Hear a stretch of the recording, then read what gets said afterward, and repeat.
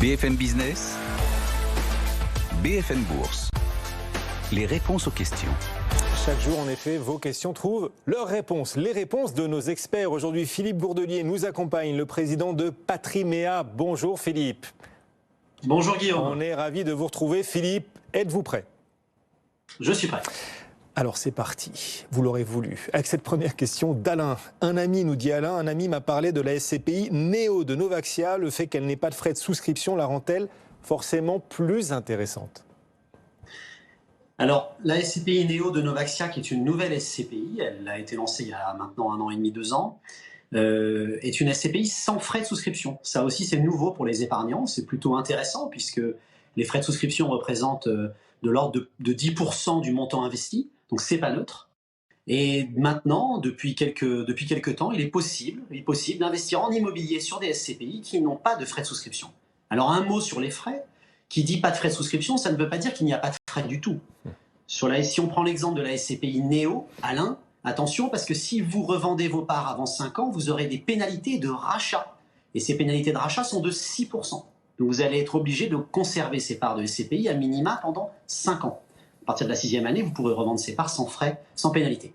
Ensuite, sur les frais de gestion, puisqu'il y a les frais de souscription, mais il y a aussi les frais de gestion, on constate que ces SCPI sans frais de souscription ont des frais de gestion un peu supérieurs à la normale, des frais de gestion, des frais d'achat de biens, des frais de revente des biens immobiliers. Donc, il faut peser le pour et le contre. Mais globalement, c'est plutôt positif, Alain, pour vous, pour votre investissement. Ensuite, il y a quand même un point qu'il faut regarder. Quand on achète des parts de SCPI, quand on investit dans l'immobilier, c'est pour du long terme. Donc, c'est pour 10 ans, 12 ans, 15 ans. On voit que la détention minimum, c'est une quinzaine d'années. Donc, ce qu'il faut bien regarder, c'est quel va être le rendement de ces parts de SCPI. Si vous investissez dans des SCPI sans frais de souscription, avec des rendements qui ne sont pas exceptionnels, il vaudra plutôt privilégier des parts de SCPI avec des frais, puisque de toute façon, vous n'allez pas revendre ces parts pendant une certaine durée, avec des SCPI qui ont du bon rendement. Donc certes, c'est positif, mais attention, on n'a pas beaucoup d'historique sur ces SCPI, donc voyons sur le long terme si ces SCPI offrent du rendement de qualité, et donc un investissement de qualité pour les investisseurs. La réponse, Alain, à votre question. Cette autre question de Carole Anne à propos de la fiscalité qui parfois évolue plus vite que son ombre. En 2020, Carole Anne a fait l'acquisition de parts de groupements forestiers avec une réduction d'impôt, nous dit-elle, de 25% du montant investi. Et elle a découvert en début d'année que ce taux de réduction d'impôt avait été abaissé de 25 à 18%. Elle nous demande ce qui s'est passé et qu'en est-il pour la suite? Alors oui, c'est une particularité de la loi de finances de 2020 et de 2021. De base, la réduction dite d'impôt sur le revenu dite Madelin, eh bien cette réduction d'impôt est de 18%.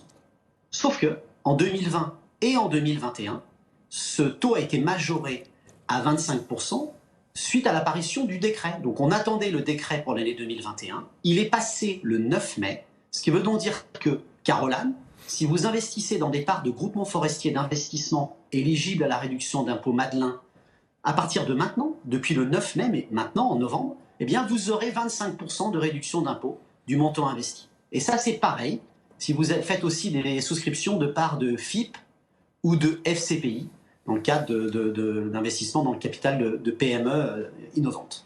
Il faut donc rester à l'affût des informations, bien sûr, à l'affût de BFM Business également. Question de Tanguy, toujours sur notre site bfmbusiness.com. Vous pouvez aussi envoyer vos questions à Philippe, qui intervient régulièrement à l'antenne chez Patrimea. Tanguy, donc, qui nous écrit, qui souhaite lui ouvrir un plan d'épargne retraite, le tout nouveau PER, et ce avant la fin de l'année. Il nous demande néanmoins combien rapporte un PER et dans quoi les PER investissent-ils l'argent des épargnants. Alors ça, c'est une question qu'on a régulièrement chez Patrimea. Les gens nous appellent et nous disent, bah voilà, je voudrais ouvrir un PER, mais ça rapporte combien et c'est investi dans quoi? On le sait, en France, malheureusement, l'éducation financière est pas encore assez développée. Et donc, ce n'est pas une question facile à répondre, tout simplement parce que un PER, ça se gère comme un contrat d'assurance vie. Il y a des supports d'investissement qui sont grosso modo équivalents. Ce qui veut donc dire que dans quoi vous allez investir et combien ça va rapporter, bien, les deux questions sont liées. Tout dépend dans quoi vous allez investir. Dans un PER, comme dans un contrat d'assurance vie, vous avez accès à un certain nombre de supports. Vous pouvez placer, si vous gérez vous-même votre argent, vous pouvez placer votre argent dans un fonds à capital garanti, qui grosso modo rapporte de l'ordre de 1 à 2%, et votre capital est garanti. Vous pouvez aller sur des supports immobiliers, type des SCPI, des OPCI ou des SCI, qui rapportent pour les SCPI de l'ordre de 4% après les frais de gestion du contrat. Et puis vous pouvez aussi, si vous avez les connaissances, le temps, gérer par vous-même votre PER en allant sur des OPCVM actions, obligations ou même des trackers. Et puis si vous n'avez pas le temps, faites gérer votre contrat par un expert. Et là, bien évidemment, combien ça va rapporter, tout dépendra des marchés boursiers, puisque cette gestion sera faite sur des actions, des obligations ou d'autres types de supports. En clair, c'est d'abord, il faut savoir dans quoi on investit pour savoir combien ça rapporte. Ce PER qui continue de monter en puissance, on continue d'en parler bien sûr dans un instant avec nos autres interlocuteurs, nos autres intervenants sur le plateau de BFM Business. Cette autre question de Clara qui nous écrit aussi: dans mon espace personnel impôts.gouv.fr, nous dit Clara, j'ai découvert la rubrique biens immobiliers. De quoi s'agit-il? Quelle est l'utilité de cette rubrique? Alors c'est une nouveauté. Je ne sais pas, Guillaume, si vous aussi, comme Clara, vous avez été voir dans votre espace impôts.gouv.fr, mais oui. Lorsque vous allez dans cet espace, vous avez des petits onglets que tout le monde connaît maintenant: déclarer, payer. Puis il y a un nouvel onglet qui s'appelle biens immobiliers. Pour ceux qui n'ont pas encore eu la curiosité d'aller dessus, cliquez dessus, vous aurez une surprise.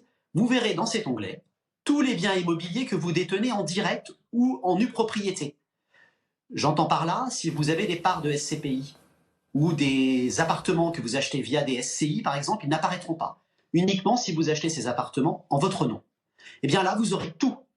L'État a référencé la nature du bien, son adresse, la surface, et même jusqu'à la catégorie qui est définie dans quel état est le bien. 1, très bon état, 8, pas très bon état. Ah oui. Quelle est l'utilité de cet onglet? C'est assez simple. 1, vous allez pouvoir déclarer vos locataires. Si vous changez de locataire, vous allez pouvoir faire une déclaration sur cet onglet.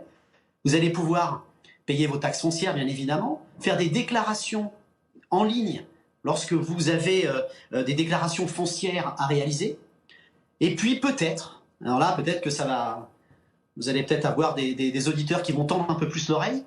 Peut-être qu'à terme, on aura peut-être des déclarations d'IFI pré-remplies, puisque l'État maintenant est en mesure de connaître à peu près les valeurs foncières de certains biens. Et qu'on vous dira, voilà, vous êtes éligible à l'IFI, et si oui, voilà le montant à peu près, approximativement, que vous devriez déclarer. Donc c'est un onglet qu'il faut parcourir, parce que si par hasard il n'y a pas vos biens immobiliers dedans, inquiétez-vous, dites-vous que peut-être l'État n'est pas au courant que vous avez acquis ou tel bien. Voilà, c'est un nouvel onglet, biens immobiliers, qui évolue en 2022, 2023, 2024. Il y aura des évolutions sur cet onglet, avec des ajouts, avec plus d'informations. Mais prenez connaissance de cette nouvelle rubrique sur votre accès impôts.gouv.fr. Philippe Gourdelier, merci beaucoup, le président de Patriméa, avec nous en direct depuis cette belle région d'Aix-en-Provence. Merci beaucoup de nous avoir accompagnés cet après-midi, Philippe. Bonne fin d'après-midi et on se rebranche au marché. Il est 16h49, bientôt 17h, bientôt le club, dans une grosse dizaine de minutes. Et le CAC 40, c'est dur, mais il préserve quand même le sens à la hausse. On reste dans le vert et du bon côté de la force pour ce qui concerne le marché parisien.